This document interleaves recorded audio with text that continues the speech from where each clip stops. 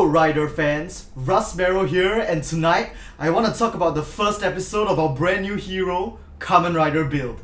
So Build premiered 2 days ago on last Sunday, and I have to say that watching the first episode was just mind-blowing. It was so epic. Like, after I watched it, I just had chills running down my spine. I had this feeling that, this is what I've been waiting for. This is what I've been waiting for like the past 5 to 8 years. And like, to explain a bit further about what I mean, personally I feel like I got into Kamen Rider starting from Ryuki, so you could say I grew up with the original Heisei riders.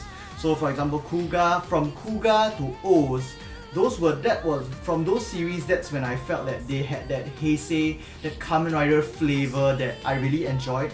But starting from Forze and Forze onwards, Wizard Gaim, Drive, Ghost and Exate, the stories have been like a little different, and they just sort of have this like different feel, this different like emphasis on what's really going on in the story. And I guess that's probably one of the reasons why the original director the director for some of the original Heisei Rider series decided to remake Amazons into the current Amazons, which is another awesome series by the way. But yeah, I digress. So it's like O's was the last series where I really tasted the whole original Kamen Rider taste that I got into Kamen Rider 4, and after watching Build episode 1, I can't help but feel that same flavor has finally come back to me, and after so long, it just feels so good. I can't wait to watch the second episode and watch this series unfold. It's probably premature to say this, and I'm probably really biased about the whole thing, but I think that this series could potentially be even better than Exate,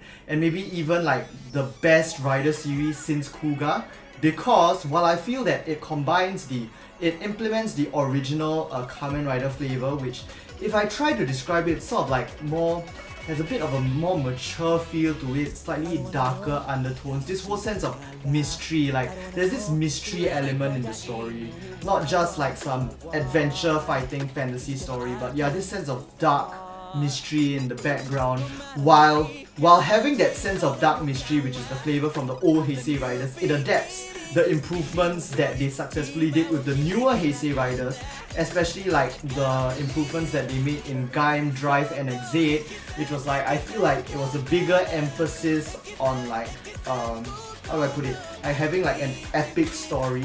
Like, I feel like the stories recently, like Exate and Gaim especially, they are like on a whole different scale from like what they tried to do in the older Heisei era series. So this time for Build, it feels like it's gonna be a combination of the old flavor while with this new like sort of perspective or method of storytelling, and I feel like it's gonna be really good. Yeah. So now that I've gushed a lot about my general emotions about the first episode of Build, let's just talk a bit about some stuff that happened in the episode which I feel like will be really interesting to consider. So the first thing, now that we've watched the first episode, it's like 100% confirmed that the Smash are humans, and like the very first Kamen Rider Ichigo, they are people that have been kidnapped by this mysterious organization whose identity has still not been revealed yet. Their leader is Bloodstark maybe, possibly, or one of their leaders or executives at least, and humans are being experimented on and being transformed into the Smash. So we know that Kiryu, the main character, Sento, as well as Banjo Ryuga, the guy who's probably gonna be Claws, they are like the couple main characters right now. So these two people, they both have been experimented on, and they both, I assume Kiryu also, like they both somehow managed to escape from the facility. So I can only think of two explanations for how they escaped, which is either similar to Ichigo again, there's like a mysterious traitor scientist in the enemy organization that's intentionally allowing a few people to escape because he feels bad about what he's doing. Either that, or like they just somehow managed to like overcome the process, so it's like, and they just managed to escape somehow. But I'm pretty sure that they've already received some of the operational surgery, so that means that they have a bit of Smash cells or whatever Smash thing in them. So I'm really excited to see that maybe halfway through the series or some point in the series, like that Smash part of them is going to activate it, and both Kiryu and Ryuga are going to have moments where they actually turn into Smash and the other will have to fight with them. So for Ryuga, it's probably definitely going to be like the Dragon Smash, I mean, because he's got the whole dragon thing going for him.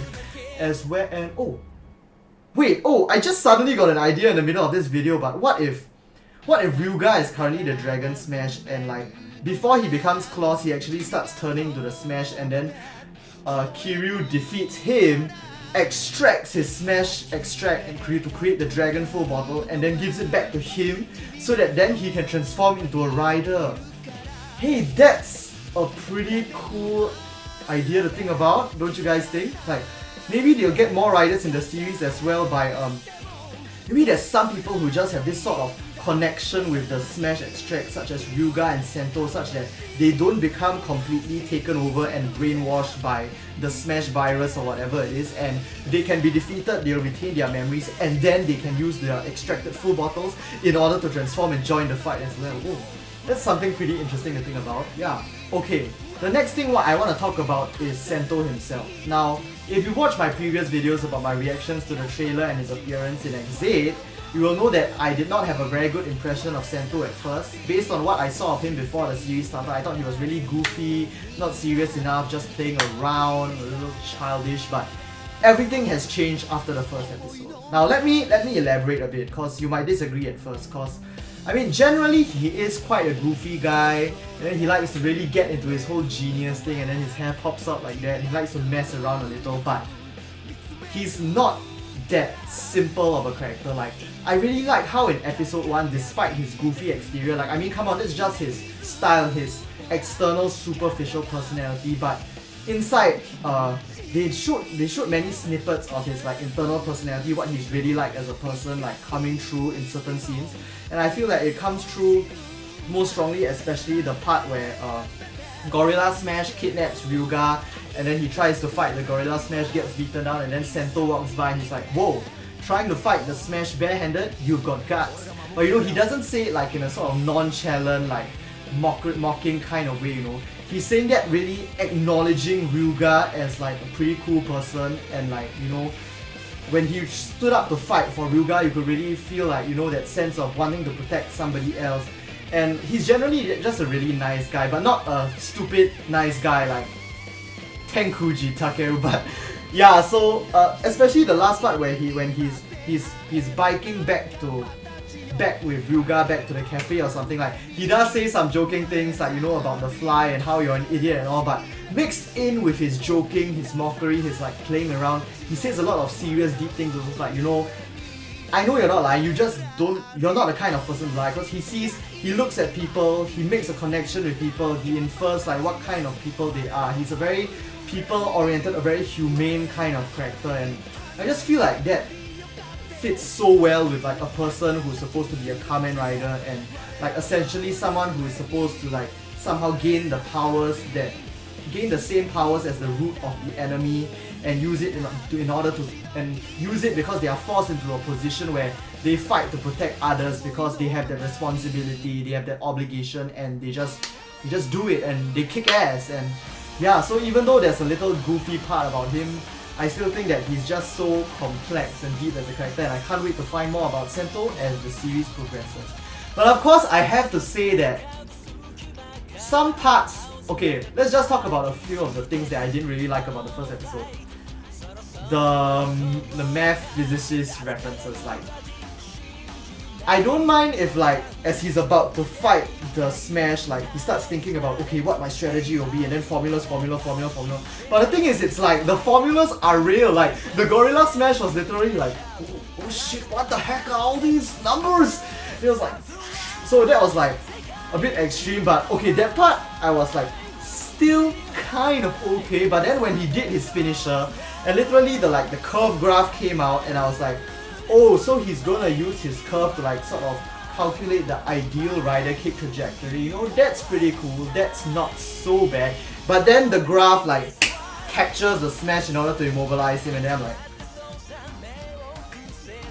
okay, I get that it's supposed to be a kid's show and like stuff like this happens sometimes, but I just didn't like it that much, and I wonder whether they're gonna stick with like all this, like, I mean, if he uses Gorillamon and then he uses like a different like, you know, formula or graph diagram sort of attack, I don't know, but well, we'll just have to see how it goes then. But talking about Build himself, oh my god, the Henshin was awesome. The fight scene was really awesome. Like, oh, like, you know, normally when we look at Kamen Riders. They typically, like the main Kamen Riders especially, they typically have two kinds of fighting styles. One is the I'm so powerful, I'm just gonna beat you down with my power style, or the like Tendo Soji Kabuto style. Like oh, I'm just too skilled at fighting, you can't touch me, bro.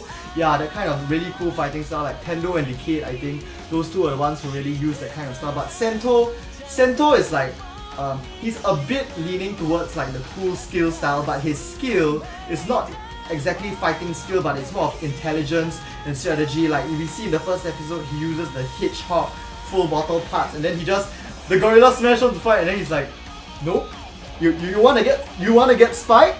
You wanna get spiked, bro? It was like, oh, the kind of fighting, yeah, it adds such an interesting dynamic to the battles, especially when his accomplice is Ryuga. So imagine if when we finally get to see fights where the two of them are fighting together as Build and Claws, and then Claws is just the guy who just wants to smash the opponent to bits, but then Build is like, hey, you know what, you should do this, and then I do this, and then they do all sorts of crazy strategies together. That's really nice. But I have to say that in terms of the gadgets, I think that the shaking of the bottle sometimes can be a bit slow, and the spinning of the driver as well, especially when using the finishing move, it was kind of slow.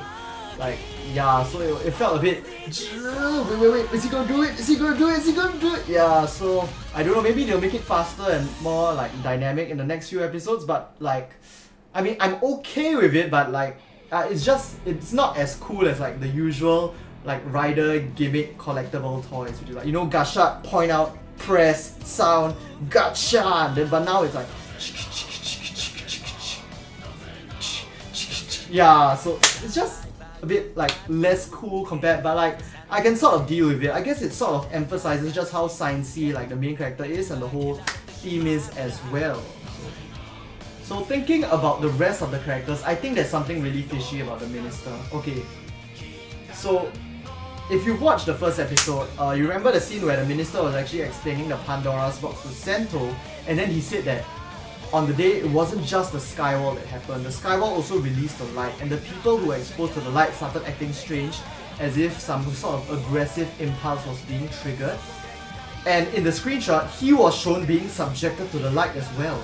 So there's a very real possibility that there's something up with him, and I feel that that's a clue that Toei probably left for us. So in order to like sort of start suspecting the minister dude. And also we know that since Ryuga was at first in jail, but then was captured and kidnapped and sent to the human experimentation facility, there's definitely something going on with the underground organization as well as the Smash. Actually, would it be weird to think that maybe all of the governments already are sort of controlled by this underground organization? And maybe what if the underground organization is itself split into 3 factions? So Bloodstark and Night Rouge and Bloodstark might not even be comrades, but perhaps they could both be enemies from different factions, and there's a 3rd faction in the 3rd city, and like they're sort of like trying to control the governments from underground in order to pursue their own ends, in order to like gain control of the city, or whatever it is their aim is. Cause okay, so far the series has been set up to sort of make us think that the enemies probably came down from Mars with the Pandora's box maybe, but remember that the Pandora's box was triggered by some random person during the like opening ceremony, so we still have that to think about. I feel like it's not gonna be just a story about enemies coming down from Mars, but there was already an evil force on Earth before the arrival of the Pandora's box, and they somehow knew the identity of the Pandora's box and merely wanted to use it as an instrument to meet their ends. So that was quite interesting. That's something quite interesting to think about as well. And also like the whole thing about the minister inviting the journalist to the nearby hotel, I feel like, oh my god, that was good, because you know, even though this is a kids show, they are adding sort of like mature themes such as this, a few mature puns here and there, so it really feels like they are trying to put in their effort to sort of push it to a more adult-oriented series, which I think will be really great for all of us older Kamen Rider fans, and that will probably make us enjoy the series even more as well. So yeah, I guess that will be the end of this like general thoughts about Build episode 1 video. If you enjoyed it, do give this video a like and do subscribe for more coverage of Build in the future, as well as I'm probably going to open the deluxe Build driver soon. I think my supplier should be able to get it to me before the end of this month hopefully, as well as I assume the Gorillamon full bottle set and maybe some other full bottle sets as well, depending on the release date if I'm lucky. So I guess that's it. With that, hope to see you guys in the next Kamen Rider video. Best match! When I'm right next to you, fighting a single crew, I turn into someone new with a speed that's faster than can see a mystic motion.